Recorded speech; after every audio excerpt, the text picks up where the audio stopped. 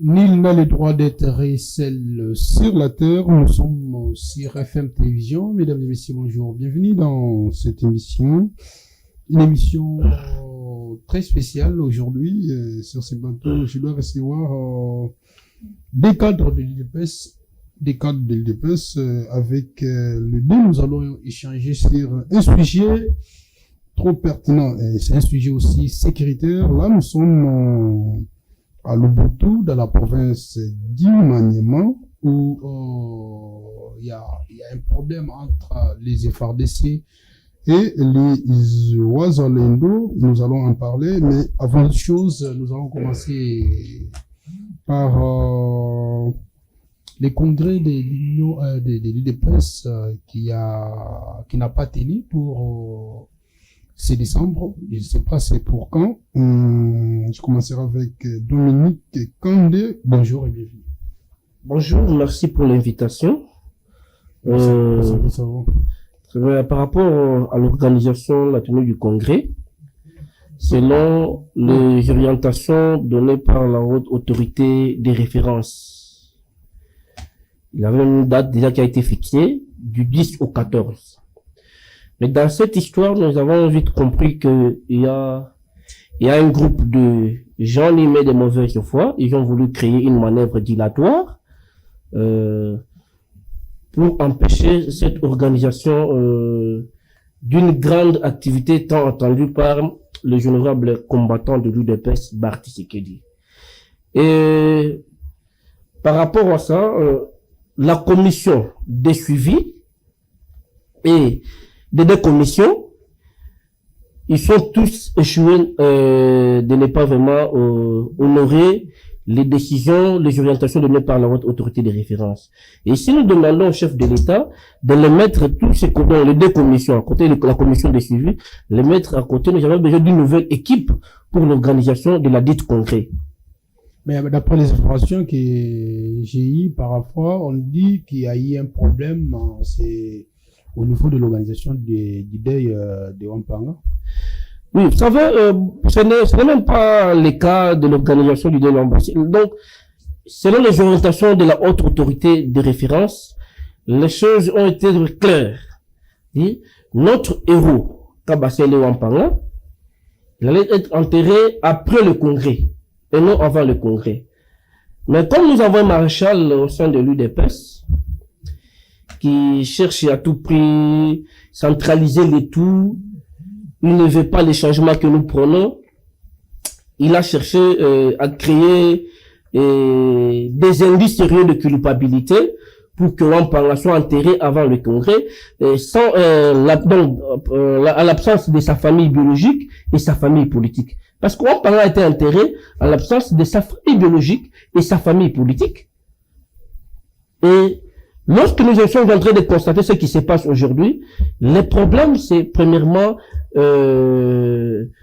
l'honorable Augustin Kabouya et la commission préparatoire. Ah, vous voulez dire que le problème à l'UDPS aujourd'hui, c'est... Oui, c'est Kabouya.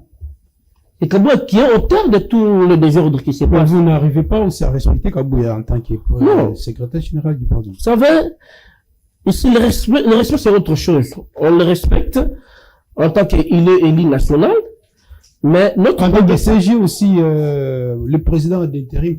Non, il a été déchu de ses fonctions. Pour votre information, nulle part, dans notre statut, c'est que vous dites là, le problème de président, ça n'existe nulle part. Aucun article.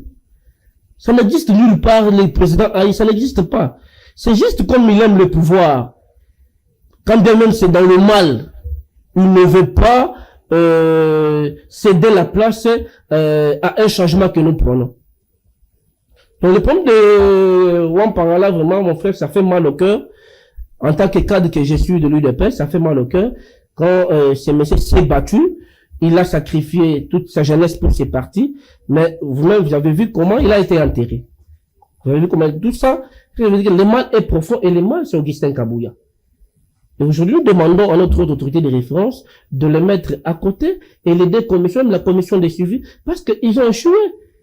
Ils ont manqué du respect à notre autorité de référence. Vous ne voyez pas les dangers que vous êtes en train de chercher. Le président a appelé les deux partis, je dirais, du côté Kabouya, aussi des CG Bizibo qui ont été réussis. Mais après être ici, on constate qu'il y a un problème du côté Bizibo parce qu'il y a eu des nominations que Bizibo n'avait pas aimées.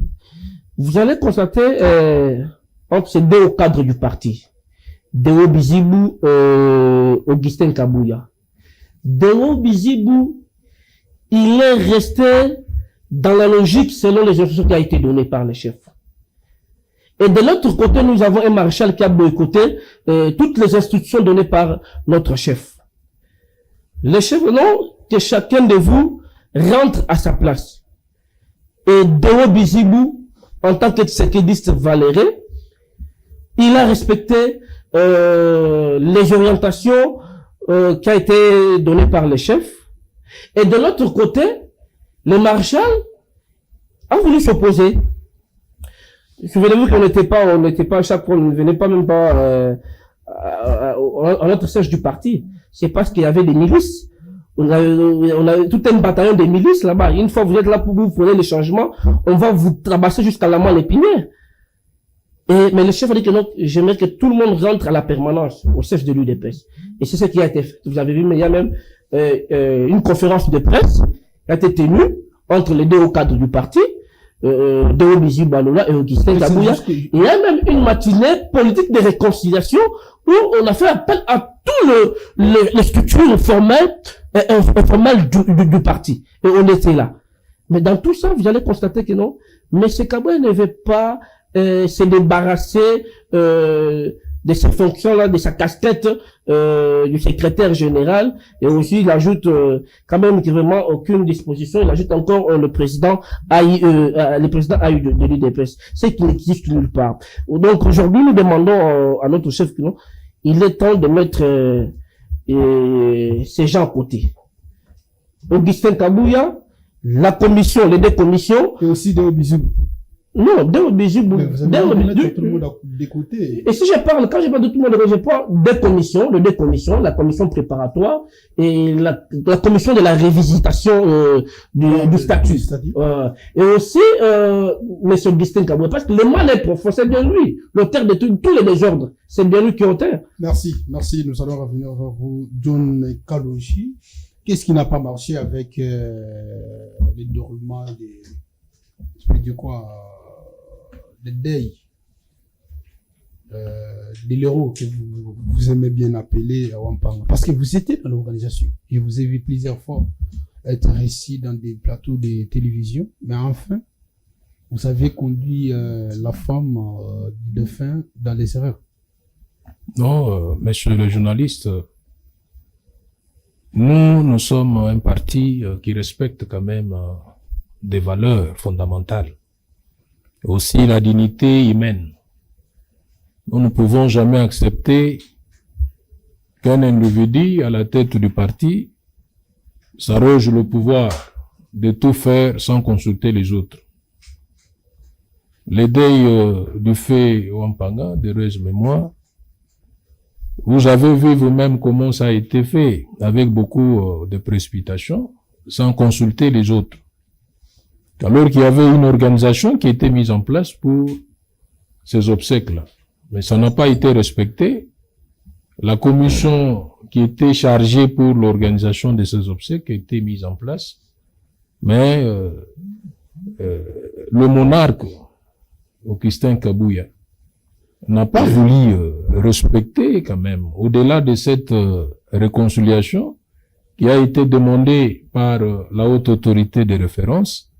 Il devrait quand même consulter aussi Deo Bizibu comme secrétaire général adjoint.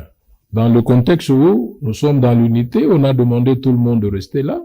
Mais ne fût-ce que pour l'organisation de quelqu'un qui a quand même combattu et qui a fait quand même un effort pour, n'est-ce pas, qu'il y ait le respect des tests, qu'il y ait la réorganisation au sein du parti. C'est pas lui qui devrait être enterré de cette manière-là. Donc, nous avons seulement déploré cette démarche qui a été boutiquée.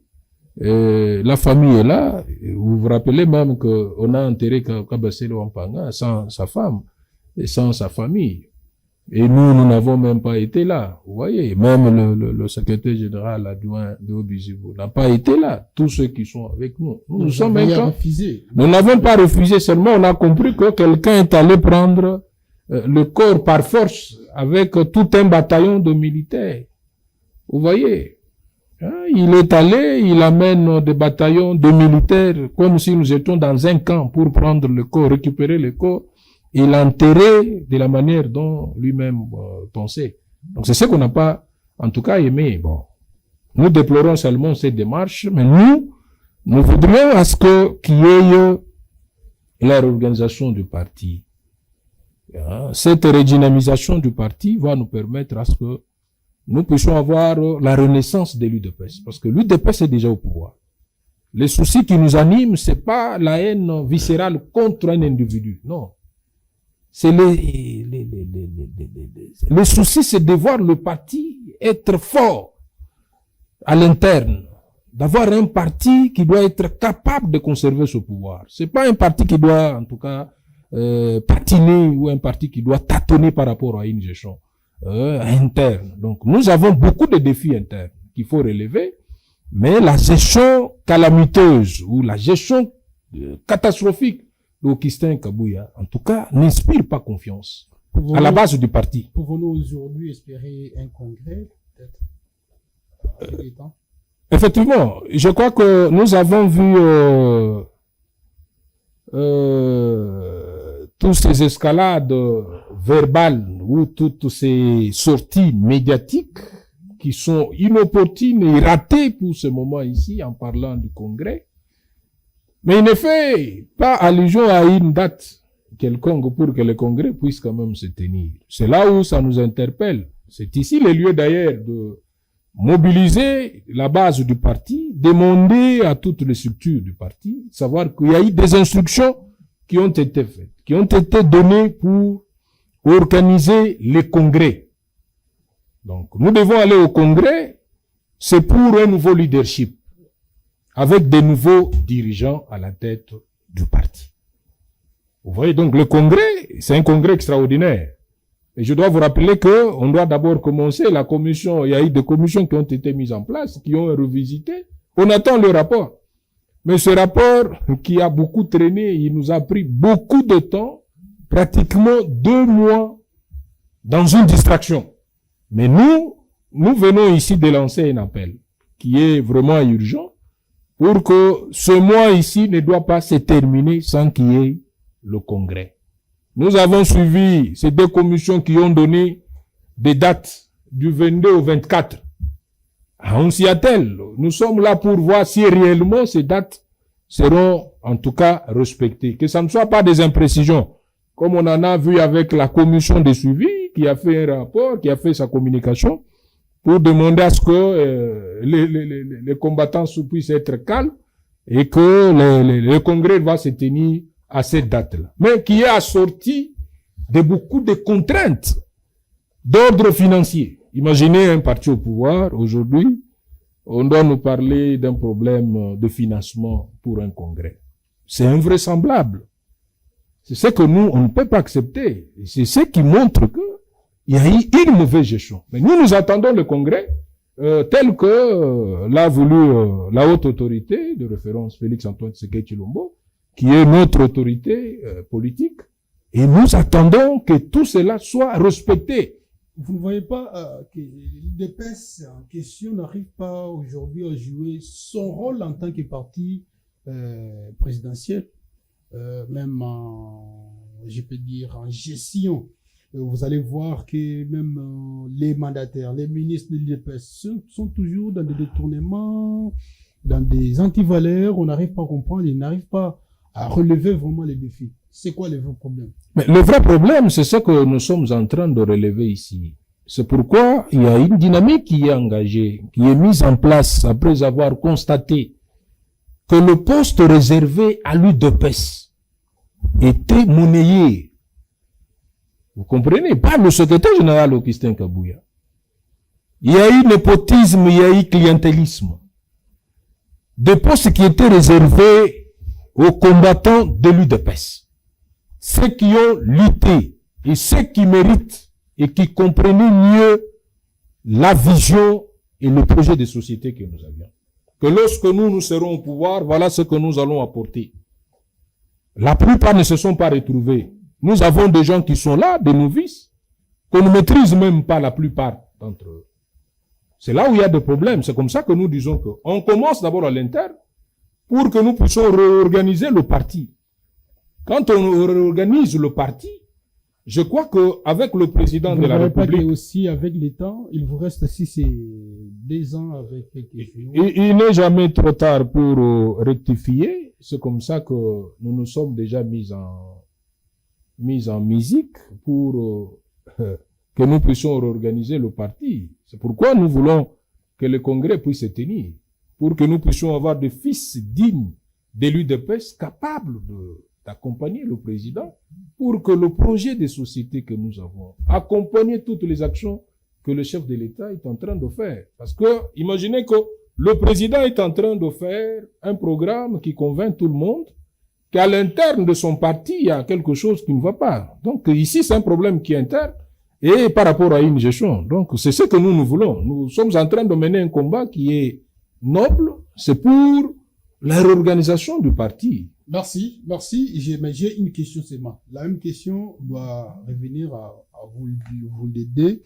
J'aimerais savoir, justement, s'il y aura élection M. Kandé, s'il y aura élection en 2028, quels seraient les dauphins de Félix Antoine Tshisekedi Tshilombo et pour quel blanc? Et pour avoir fait quoi plutôt? Moi, j'ai préféré me déposer cette question au grand débat fonctionnement des institutions. C'est dans son pouvoir discrétionnaire. Moi, je ne peux pas décider au dauphin. Je n'ai ni qualité de le faire. Comment je peux décider sur le dauphin pendant que non? C'est une question que vous pouvez poser, si vous aurez le temps, poser au grand débat fonctionnement des institutions. Félix Tshisekedi. Ce n'est pas à moi de répondre. Mais quand même, à l'UDPS, il peut y avoir des dauphins. Pourquoi pas? Si nous allons mettre du sérieux, la réorganisation que nous voulons, et pourquoi pas? La même question aussi à vous, pour changer les chapitres. S'il y aura élection en 2028, à qui compter pour être dauphin et pour avoir fait quoi? Le dauphinat doit se faire que dans un parti qui est organisé.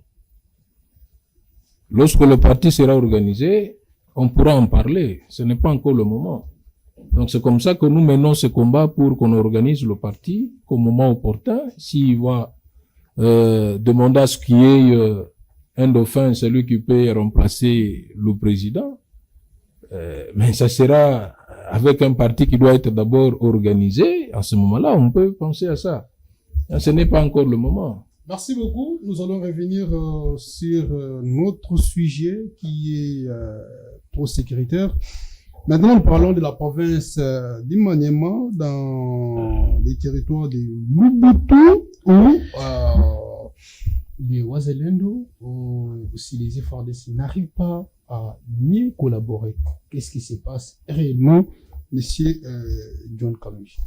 Ok, nous avons suivi ce qui se passe dans les territoires de Lubbutu, dans la province de Maniema. La situation devient préoccupante par rapport à ce qui se passe actuellement.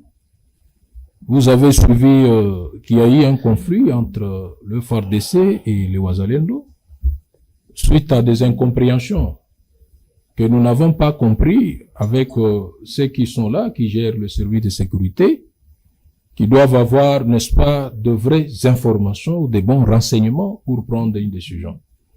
Donc, nous sommes en train de voir la population en train de se déplacer et les Wazalendo qui sont abandonnés et qui sont traqués par un groupe de gens qui sont en train de faire n'importe quoi, en train de tromper le président de la République, qui est le commandant suprême. Donc, nous sommes en train de dénoncer tout ce qui se passe parce que là, la situation devient préoccupante. Qu'il y a eu quelque chose qui s'est passé entre le Wazalendo et le FARDC. Le Wazalendo vous savez que c'est un groupe de jeunes, en tout cas, qui sont pour nous une force des patriotes qui se sont engagés pour, n'est-ce pas, mettre hors d'état de nuire l'ennemi, que nous connaissons bien, le M23. Mais, aux côtés de FARDC, donc il y a quelqu'un qui les gère. Ces gens doivent quand même être gérés pour que nous puissions quand même arriver à rétablir la paix que nous sommes en train de rechercher. Mais curieusement, nous comprenons qu'il y a eu des récupérations politiques. Il y a des gens qui veulent se faire une santé politique tout en faire des mensonges ou à donner des informations au commandant suprême par rapport à ces situations qui se passent entre le Wazalendo et le FARDC.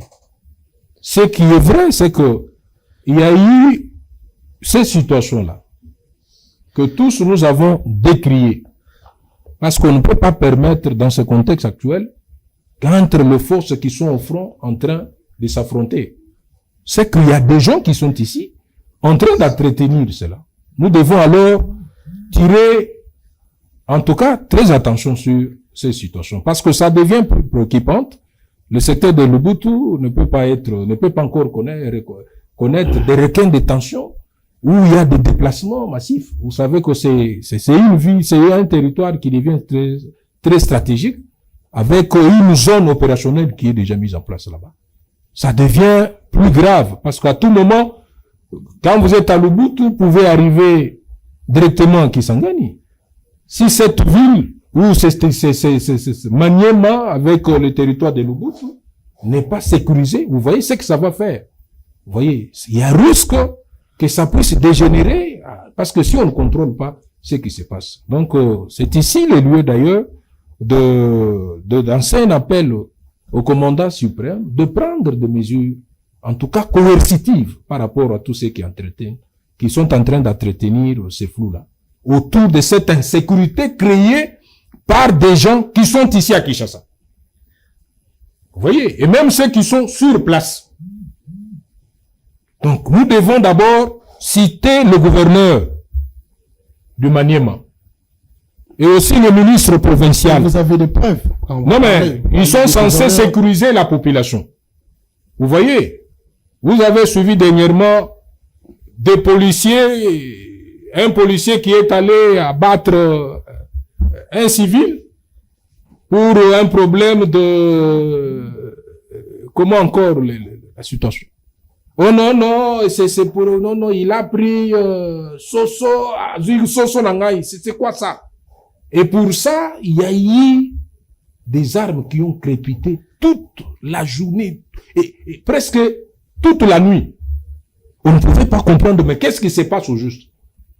Et on arrête, on amène ces gars, on a compris que ce n'était même pas cela. Les gens voudraient seulement récupérer. Vous voyez, ils sont là pour sécuriser la population. Le ministre provincial de l'Intérieur aussi, de Maniema, il a intérêt de protéger la population. Lorsqu'il ne le fait pas, dans le contexte actuel, où nous avons besoin de la paix, qui est recherchée par tout le monde, une paix stable et garantie pour tous, nous ne pouvons pas accepter qu'il y ait des gens ou des tireurs de ficelle devant une situation qui est sécuritaire, où la population ou la communauté locale a besoin de la sécurité, mais il y a des gens qui viennent pour entretenir des flous. On ne peut pas accepter qu'il y ait des choses comme ça. Et aussi, le général-major Badire, qui est le chef d'État et le chef des maisons militaires, lorsque vous êtes aux côtés du chef, en tant que chargé de maisons militaires, vous avez un département de renseignement et de sécurité au sein de maisons militaires. Lorsqu'il y a des situations comme ça, vous devez envoyer des gens pour avoir des renseignements avant d'élever une option. Parce que vous êtes là, vous êtes proche du chef. Et vous devez lui donner que de vraies informations.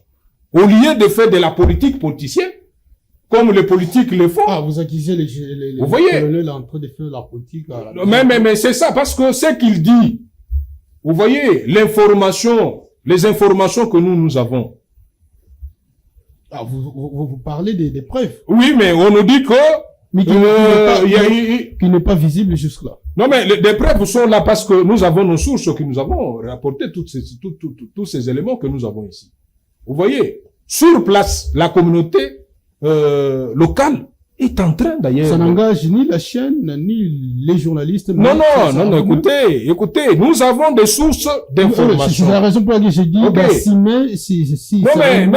mais c'est une question éminemment sécuritaire. Nous avons besoin de la stabilité du territoire de l'Ubuntu. Vous comprenez? Tout le monde est impliqué. Et nous avons besoin que la paix revienne dans les territoires. Parce qu'on ne peut pas accepter qu'aujourd'hui, que déjà, ceux qui sont censés sécuriser, je dois citer des gens. Vous comprenez? On ne peut pas avoir peur. Parce que quand on doit avoir peur, c'est comme ça qu'on accepte qu'il y ait du désordre. Mais il faudrait toujours dénoncer ça. Lancer un appel aux gens pour qu'ils prennent quand même leurs responsabilités. Ceux qui sont censés gérer les services de sécurité. Vous voyez, nous avons parlé du ministre provincial de l'Intérieur, de Maniema. Le ministre, le gouverneur, vous comprenez?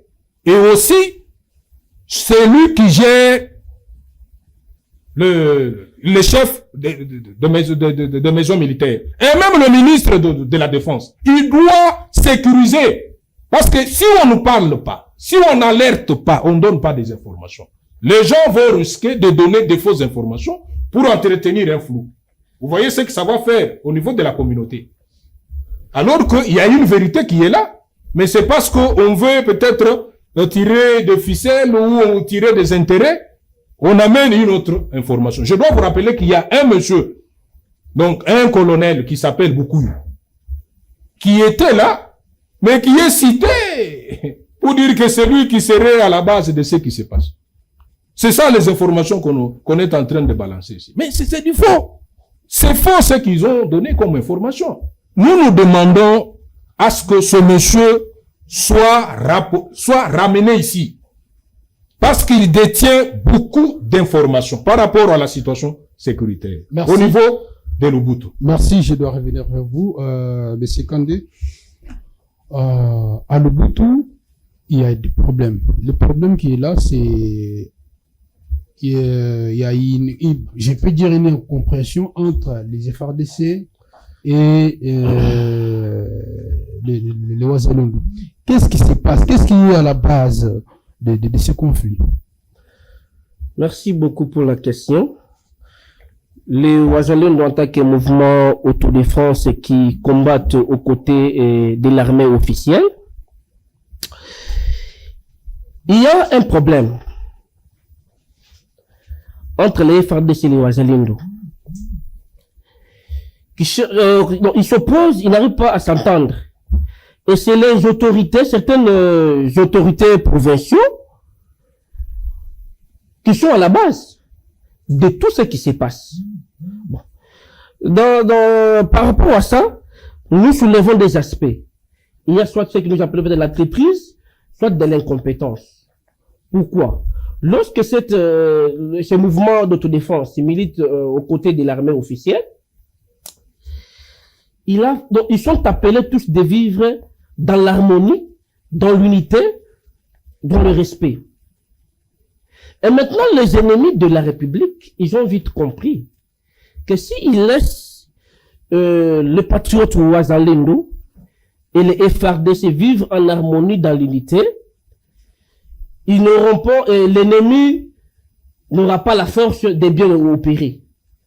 La meilleure façon de faire les choses, c'est de créer un malaise entre les compatriotes Ouazalendo et les FARDC. Et c'est ça la stratégie qui a été mise en place. Par qui? La stratégie. Et ici, c'est parmi les autorités. C'est parmi les autorités. Les autorités provinciales. Est-ce que vous avez des informations? C'est ça les nous avons les informations. Vous avez des preuves? Ne parlez pas des autorités provinciales.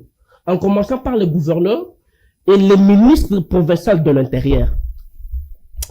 Je vais vous révéler quelque chose. On vient de tuer un compatriote qui a laissé à l'Ubuntu territoire de Luboutu. Il a laissé 5 orphelins et une veuve. Récemment. Quand le ministre provincial... Toujours dans le même conflit? Oui, toujours dans le même conflit. Quand le ministre provincial arrive sur le lieu de crime, à la place de faire un bon rapport en toute honnêteté, mais lui, il a préféré faire un rapport teinté de mensonges. Comment ça? Aux autorités compétentes. Donc, il nie l'acte qui a été posé. Vous avez un problème particulier avec... Non, on n'a pas un problème. Nous, notre travail, c'est de dénoncer, parce qu'ils ne sont pas dans l'exécutif, c'est de dénoncer.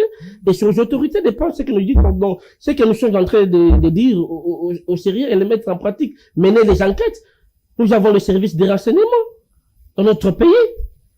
À la place de faire un bon rapport, mais lui, il fait rapport teinté des mensonges. Pour nier même les faits. Et si nous parlons d'un cas de dossier, et voilà maintenant ce qui se passe. C'est que non, il y a la discipline. Il y a la discipline. Je ne vois pas le FRDC s'opposer au Wazalendo. Je ne vois pas le Wazalendo s'opposer au FRDC. C'est un problème peut-être de l'incompétence ou de la traîtrise. Aujourd'hui, mais quand les Wazalendo viennent... Nous sommes en train de traverser des moments de turbulence. Mais quand les Wazalendo viennent dans un territoire qui est sécurisé par les FARDC, qu'on commence à imposer les jetons avec l'air barrière, vous allez voir que ça doit toujours créer des problèmes. C'est là où je dis que les responsables provinciaux doivent prendre leurs responsabilités. Leurs responsabilités. Et aussi, le chef de la maison militaire, comme le secrétaire vient de le dire, doit aussi prendre ses responsabilités. C'est vraiment, ce n'est pas de la magie pour remettre l'ordre. Ce n'est pas de la magie. C'est question que ces autorités provinciales et le chef de la maison civile militaire dépendent de ses responsabilités. Moi, je ne vois pas que donc ces bavires vont continuer à démérer. Mais ici, il y a, vous allez voir par ces conflits, le colonel, le chef de file de Wazalendo, il est en fuite. Pourquoi il est en fuite? Nous sommes dans un pays où les gens qui ont l'accès de voir le chef, ils peuvent tenir facilement sans rien faire. Il peut apporter des faussetés auprès du chef juste pour vous diaboliser. Le monsieur, le chef de file de Wazalendo, c'est un vrai patriote. C'est un monsieur quand même qui est là. Il menait un bon combat. Vous avez eu son argent parce que vous parlez de... Non, ce n'est pas question, parce que à chaque fois nous avons des informations parce qu'on nous appelle de partout que non, en tant que des communicateurs, voilà ce qui se passe. Et c'est la population qui nous appelle. Nous, on n'a pas besoin d'aller... La population de Luboutu. De Luboutu. Nous avons des appels, on nous dérange à tout moment. Aujourd'hui, on m'appelle à 1 heure. Voilà ce qui se passe ici. Et tout ça, c'est pas dans le jeu des autorités provinciales. Les ministres de l'Intérieur, qui ne dit rien, incapables de prendre des dispositions, incapables de faire des bons rapports. Un vrai rapport auprès de la hiérarchie. Il est en train de raconter des histoires dans des rapports de fausseté. Gouverneur de la province. C'est-à-dire que donc, ce n'est pas de la magie. Si ces deux autorités doivent mettre les choses au sérieux, ils vont faire un bon rapport. Et ici, comme nous venons de le dire, le CG, le chef de la maison civile doit aussi agir en tant qu'un bon père des familles par rapport à cette histoire qui se passe dans la province du Maniema, territoire de Luboutu. Et les messieurs là qui embouchent là, on est en train de chercher par quel moyen. Selon les informations que nous avons à notre possession, on est en train de chercher par tous les moyens pour l'abattre. Et parce que quoi? Non, c'est parce qu'il a déjà certaines informations sensibles qui ne demandent pas l'intérêt. Qui veut la battre? Non, oui. Qui veut la battre? Mais nous avons beaucoup de traîtres. Il y a des traîtres dans ce pays. Ici. Nous avons des traîtres par-ci, par-là. Et tout ce qui se passe aujourd'hui, où vit la gomme, c'est à cause de la traîtrise de certains Congolais qui ont préféré collaborer avec le M23. Ils n'ont pas, donc, le bon sens moral de la patrie. Ils ont voulu chercher, collaborer avec les ennemis de la République.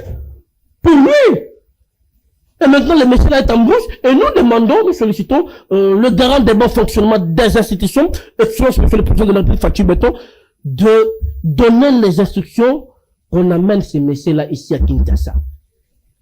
Il a des informations sensibles. Et ici, on ne veut pas des intermédiaires. Parce qu'aujourd'hui, nous avons le système, une philosophie là, de commissions. Une philosophie là de commissions. Vous avez des informations pour donner à une autorité. Il y a un groupe d'individus, tout un bataillon de commissionnaires qui sont là. Quand je voulais voir peut-être le chef, vous avez combien? Moi, je vais gagner quoi? Mais ici, c'est une question de la patrie. Une question de la patrie. Ceux qui est-ce que ces gens-là vont commencer à faire ce qu'ils sont en train de faire à la nation? Ici, nous demandons, avec tout le respect, chef de l'État, de donner les instructions qu'on vous amène ces messieurs-là. Parce qu'on cherche comment par tous les moyens pour les abattre. Qu'on vous amène, que ces messieurs-là arrivent ici à Kinshasa. Il a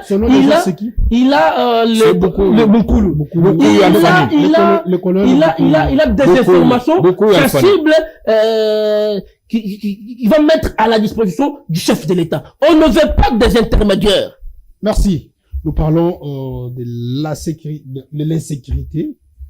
Et vous allez voir que c'est l'IDPS qui gère aujourd'hui la sécurité nationale. Vous avez les ministres de la Défense, vous avez les ministres de l'Intérieur. Et les gouverneurs que vous venez de citer avec son ministre provincial sont sous ordre de M. Jacques Chaban. Vous voyez que le problème toujours c'est l'IDPS, malgré tout. Mais c'est ce que nous disons. Vous n'arrivez pas à donner un bon boulot ou soit un bon travail au président de la République, vous savez. Oui, mais nous avons le ministre de la Défense qui est là. La situation est là. Il doit en tout cas s'impliquer. S'il ne s'implique pas, c'est comme ça que nous dénonçons. Tous ceux qui doivent donner des bons rapports auprès du chef. Ici, c'est une question de la patrie. C'est pas une question des sentiments ou des amitiés avec le chef, non. Quelles que soient les amitiés que vous pouvez avoir avec le chef. Mais si notre patrie, en tout cas, si on se réveille comme ça que les rebelles entrent ici, vous n'allez pas parler de cette amitié avec le chef. C'est une question éminemment sécuritaire qui demande l'implication et du ministre parce que c'est lui le responsable, le ministre de la Défense. Il doit chercher à avoir des bons renseignements, des bonnes informations avant de prendre n'importe quelle décision. Vous voyez, parce que il y a quelque chose qui ne va pas. Nous avons parlé de tous ceux qui gèrent tous les services de sécurité, de s'impliquer dans cette affaire, de l'insécurité dans les territoires de l'Ubuntu. Donc, le fait d'être aux côtés du chef, si vous vous dites que vous êtes là comme vous avez dit au nom de l'UDPS, mais c'est déplorable. C'est déplorable, on ne peut jamais accepter qu'il y ait des situations comme ça et qu'il y a silence radio. Les gens n'en parlent pas. Ou soit ils sont mal informés. Que ce soit le ministre de la Défense, que ce soit le ministre de l'Intérieur, nous leur demandons de s'impliquer et d'avoir des bonnes informations pour que la situation revienne au calme. Nous avons besoin de la paix dans ces territoires. Donc c'est comme ça que nous disons, au-delà de tout ce que nous pouvons dire, nous avons besoin de la paix stable et garantie pour tous, dans tous les secteurs. Merci. Quand vous dites que c'est l'UDPS qui dirige, donc non, donc les pays n'appartiennent pas à l'UDPS, Et le pays appartient à tous les Congolais. Et les ministres que vous venez de citer, intérieur, défense, ce n'est pas les ministres de l'IDPS, mais ce sont des ministres de la République. Et ce sont des fruits de l'IDPS. Non, pas, non, moi je dis ceci. Mais ce sont des fruits de l'IDPS. Ils sont là parce que Ils sont l'IDPS là pour la République. Ils sont là parce que l'IDPS. Il y a aussi ce que nous appelons, nous tous, nous sommes, existe. ici on parle de République. Oui, on Nous parle de sommes- République, nous sommes mais, tous appelés, mais vous savez, à collaborer Laurent, avec les services. Si peut-être quand nous venons ici, on n'allait pas le dire ici. Peut-être il y a un problème, on est en train d'étouffer l'information. C'est à nous, c'est de prendre notre responsabilité, de collaborer avec les services, de dénoncer comme nous sommes en train de le faire. Si ce n'était pas qu'on n'allait pas venir ici dans votre studio, mais si nous sommes là, c'est parce que nous sommes des vrais patriotes. Ce qui se passe à l'est du pays, comme nous ne sommes pas dans l'exécutif, nous sommes venus dénoncer pour que les autorités compétentes puissent prendre leurs responsabilités. C'est ça. Ici, vraiment, l'IDPS le pays n'appartient pas à l'IDPS, non, les ministres, non. Les ministres engagent la République, l'IDPS c'est une affaire privée. Ici, nous parlons République démocratique du Congo. Ben, pour clôturer, vous avez 2 minutes sur ce sujet, on clôture et on termine l'émission. Je commencerai avec vous. Merci beaucoup, monsieur le journaliste. Nous lançons seulement un appel qui est pressant au commandant suprême, le Félix Antoine Tshisekedi Tshilombo, de s'impliquer personnellement dans cette affaire pour établir, n'est-ce pas, la paix dans les territoires de l'Ubuntu. Et nous avons la paix dans ces communautés locales. Parce que nous ne voudrions pas qu'il y ait des déplacements massifs. Et nous demandons à tous les services de sécurité de s'impliquer et d'avoir des bonnes informations avant de prendre une décision. De ne pas trahir le Congo. De ne pas utiliser de manœuvres pour tirer des ficelles. Ça, nous ne serons pas d'accord avec tous ces gens-là. Parce que notre pays a besoin de la paix pour son émergence.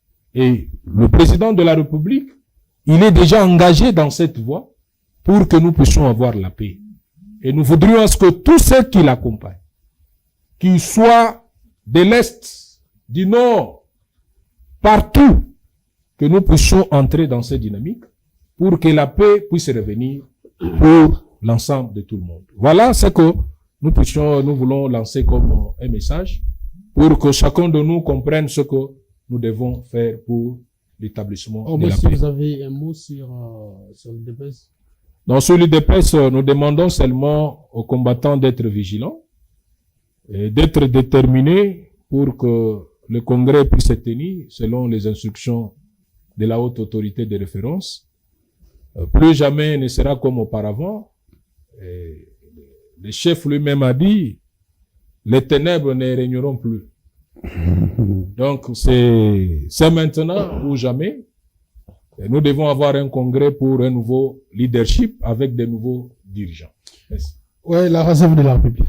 Merci beaucoup. Nous autres, nous n'avons pas ni double nationalité, ni triple nationalité, mais nous avons que la nationalité congolaise. Quand je vous parle, je n'ai même pas un passeport. Si que l'armée rwandaise arrive aujourd'hui à conquérir tout notre territoire, je ne sais pas là où je peux aller vivre en paix comme chez moi. C'est aussi le problème de l'IDPS. Ici, non, ici, je parle du Congo. Je ne vois pas là où c'est la gestion de l'IDPS. Aller vivre en paix plus que chez moi. Ici, il n'y a pas un problème d'un camp ou un autre camp. C'est un problème de la patrie. Nous sommes tous des compatriotes. On doit se battre pour la République démocratique du Congo.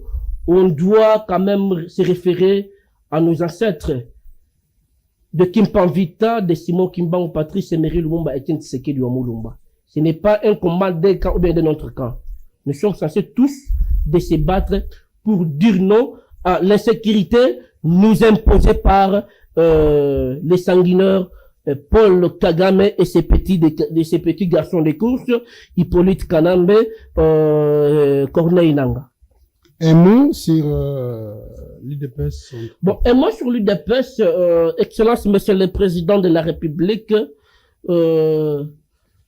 la confiance que vous avez placée en deux commissions, la commission de la révisitation des textes du parti, de la préparation du congrès, ils sont tous échoués. Ici, c'est la voix des combattants. Nous vous demandons ceci, Excellence, Monsieur le Président de la République, Kabouya doit déposer sa démission le plus vite que possible. Parce que les mal est conforme, et les mal, c'est, il faut abîmer, Kabouya déposer démission, c'était un monsieur, un député improductif. Même, vous voyez, l'état de faire la honte de l'UDPS à l'Assemblée nationale, aucune proposition de l'OTAN, on a mon abanabassé amiqué, bazotel, honorable, bazozo amalo banasirna. Lui, il est dans des matinées politiques bidons stériles pour mentir les mamans là-bas. Aujourd'hui, comme les gens comme des Moukeba, tellement que je voulais faire un débat avec un secrétaire général de l'UDPS. Batoubassana Kobanga l'UDPS dans l'opposition. Mais aujourd'hui, on se moque de nous à cause de la mauvaise politique de ces messieurs. Un député inactif, improductif, il n'a rien, c'est du formol mensonge. Merci beaucoup, merci beaucoup. C'est par ici que nous mettons point final à cette émission. Mais je ne pouvais pas terminer comme ça sans saluer Rit Moujinga, la grande femme, je l'appelle comme ça, Mbote Place Oza, et aussi une dame très très exceptionnelle, c'est Omelonga Maltide. Je te salue là où tu es, Alnikin. Bonne journée à toi. C'est par-ci que nous terminons cette émission. Ça a été un plaisir de vous recevoir aujourd'hui. Retrouvons-nous très très très prochainement. Nous vous remercions. Merci beaucoup. Merci.